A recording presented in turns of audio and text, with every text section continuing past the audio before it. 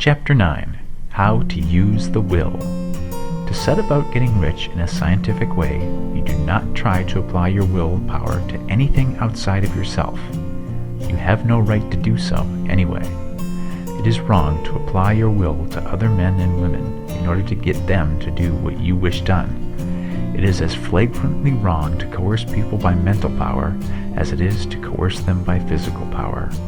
If compelling people by physical force to do things for you reduces them to slavery, compelling them by mental means accomplishes exactly the same thing. The only difference is in methods. If taking things from people by physical force is robbery, then taking things by mental force is robbery too. There is no difference in principle. You have no right to use your willpower upon another person, even for his own good, for you do not know what is for his good. The science of getting rich does not require you to apply power or force to any other person in any way whatsoever. There is not the slightest necessity for doing so. Indeed, any attempt to use your will upon others will only tend to defeat your purpose. You do not need to apply your will to things in order to compel them to come to you. That would simply be trying to coerce God, and would be foolish and useless, as well as irreverent. You do not have to compel God to give you good things, any more than you have to use your willpower to make the sun rise. You do not have to use your willpower to conquer an unfriendly deity, or to make stubborn and rebellious forces do your bidding. Substance is friendly to you, and is more anxious to give you what you want than you are to get it. To get rich, you need only use your willpower upon yourself. When you know what to think and do, then you must use your will to compel yourself to think and do the right things.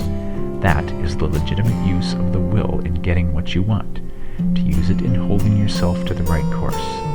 Use your will to keep yourself thinking and acting in a certain way. Do not try to project your will or your thoughts or your mind out into space to act on things or people. Keep your mind at home. It can accomplish more there than elsewhere. Use your mind to form a mental image of what you want, and to hold that vision with faith and purpose, and use your will to keep your mind working in the right way. The more steady and continuous your faith and purpose, the more rapidly you will get rich, because you will make only positive impressions upon substance, and you will not neutralize or offset them by negative impressions. The picture of your desires, held with faith and purpose, is taken up by the formless and permeates it to great distances throughout the universe, for all I know. As this impression spreads, all things are set moving toward its realization. Every living thing, every inanimate thing, and the things yet uncreated are stirred toward bringing into being that which you want. All force begins to be exerted in that direction. All things begin to move toward you. The minds of people everywhere are influenced towards doing the thing necessary to the fulfilling of your desires, and they work for you unconsciously. But you can check all this by starting a negative impression in the formless substance. Doubt or unbelief is as certain to start a movement away from you as faith and purpose are to start one toward you. It is by not understanding this that most people who try to make use of mental science in getting rich make their failure. Every hour and moment you spend in giving heed to doubts and fears, every hour you spend in worry, every hour in which your soul is possessed by unbelief, sets a current away from you in the whole domain of intelligent substance. All the promises are unto them that believe, and unto them only. Notice how insistent Jesus was upon this point of belief, and now you know the reason why. Since belief is all important, it behooves you to guard your thoughts, and as your beliefs will be shaped to a very great extent by the things you observe and think about, it is important that you should command your attention. And here the will comes into use, for it is by your will that you will determine upon what things your attention shall be fixed. If you want to become rich, you must not make a study of poverty. Things are not brought into being by thinking about their opposites. Health is never attained by studying disease and thinking about disease. Righteousness is not to be promoted by studying sin and thinking about sin. And no one ever got rich by studying poverty and thinking about poverty. Medicine as a science of disease has increased disease. Religion as a science of sin has promoted sin, and economics as a study of poverty will fill the world with wretchedness and want. Do not talk about poverty. Do not investigate it, or concern yourself with it. Never mind what its causes are. You have nothing to do with them. What concerns you is the cure. Do not spend your time in charitable work, or charity movements. All charity only tends to perpetuate the wretchedness it aims to eradicate. I do not say that you should be hard-hearted or unkind, and refuse to hear the cry of need, but you must not try to eradicate poverty in any of the conventional ways. Put poverty behind you, and put all that pertains to it behind you, and make good. Get rich. That is the best way you can help the poor. And you cannot hold the mental image which is to make you rich if you fill your mind with pictures of poverty.